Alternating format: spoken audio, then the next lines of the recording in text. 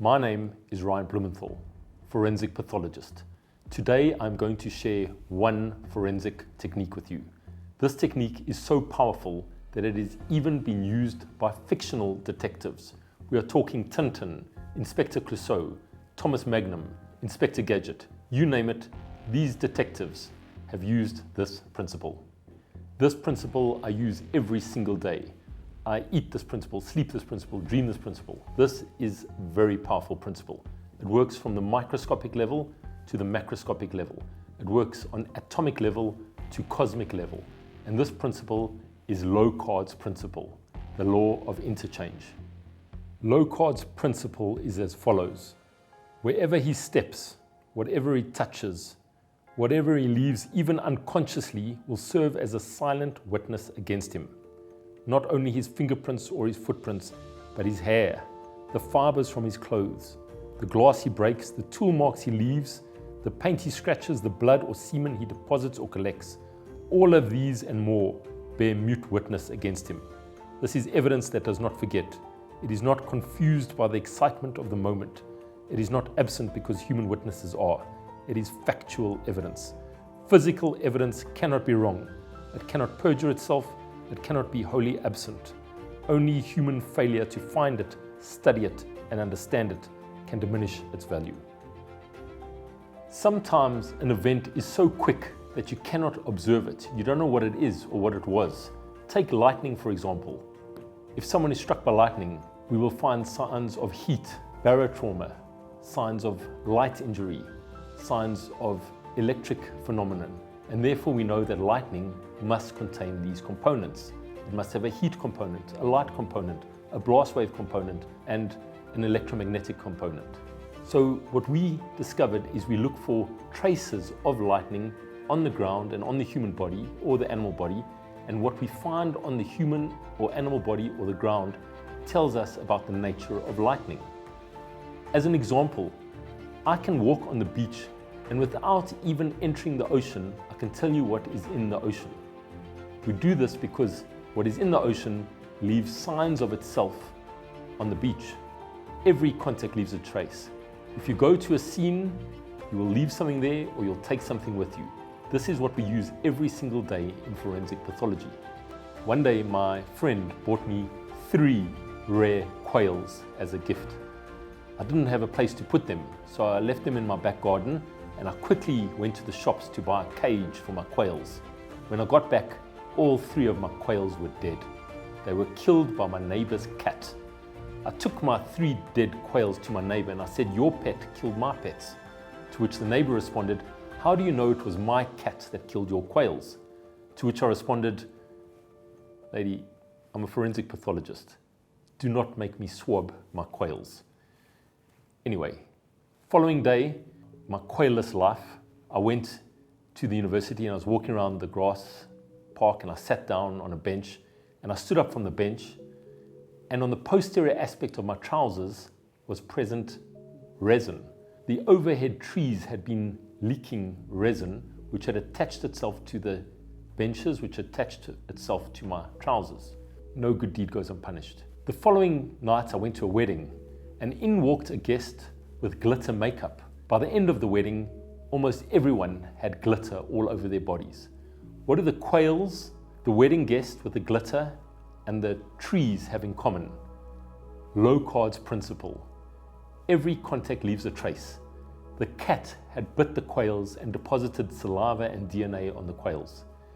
The wedding guest, the glitter had spread by means of Rocard's principle, and the waxy resin from the trees dripped onto the bench and attached itself to my trousers.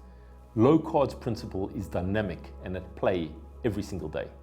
The entire wildlife tracking and poaching industries have Rocard's principle at its core. A really good tracker will be able to tell you everything about the spoor on the ground.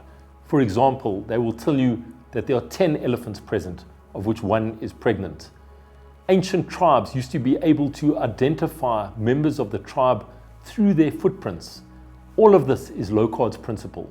Every contact leaves a trace. The problem is identifying it and interpreting it. This is where it gets exciting. Rocard's principle: every contact leaves a trace. It sounds simple, but it goes very deep. For example, the contact, it depends on the intensity, the duration, and the nature of the contact. Some things may be subtle contacts, some things may be harder contacts. And for a good detective, you need to pick up what kind of contact was done.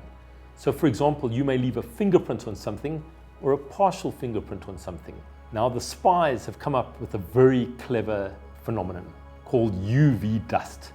So what happens is you can buy this UV dust and dust it on an envelope, which is invisible in normal light. However, if you touch it, it gets onto your hands, and if you take an ultraviolet light, your hands shine green. So you can catch criminals green-handed. Even infections spread through Rocard's principle. You don't just get COVID. You come in contact with someone or an object with COVID. And for this reason, we can tell you that you got COVID from the person next door you in the hospital and not from the pizza delivery boy. So as forensic pathologists, we are looking for evidence. We are looking for trace. What is evidence? Evidence is anything that has shape or size. It could be as large as a house, or it could be as fleeting as an odor. Every contact leaves a trace. As a medical detective, we have to seek out evidence and trace.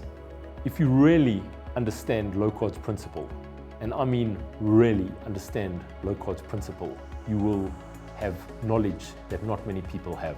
You won't believe this, but on your eyelashes and eyebrows are present mites. These mites are part of the normal human biology. You do not have to be afraid of these mites. These mites are called demodex, and every single human has their own demodex population. Now, demodex transfers from person to person, and if two people have the same demodex population, that means they came in contact.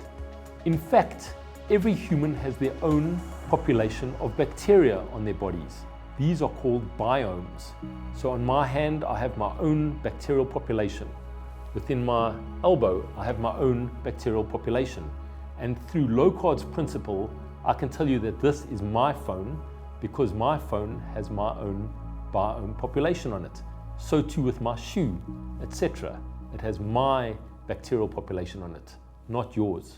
So in conclusion, how do we as forensic pathologists use Rocard's principle? We can tell you what caused an injury. So for example, if I see certain marks on the skin called tramline injuries, I can tell you that this person was hit with a stick or a bendy stick, such as a sjambok, because every contact leaves a trace. So too, if someone stabs a leather jacket, we can tell you that that knife went through that jacket because of the specific shape that that knife leaves on that jacket. Every contact leaves a trace. We can connect the jacket to that knife. So if you open your eyes, you can be a medical detective in your own life. For example, if you have a dog at home, watch the dog hairs, see how they move through the house. If you're having a braai, you'll notice that the smoke will deposit itself on your hair and on your clothing. You will be able to tell someone that they were at a braai, and if you're that good, you'll even be able to tell them what they braaied for dinner. We use Rocard's principle to find out who done it.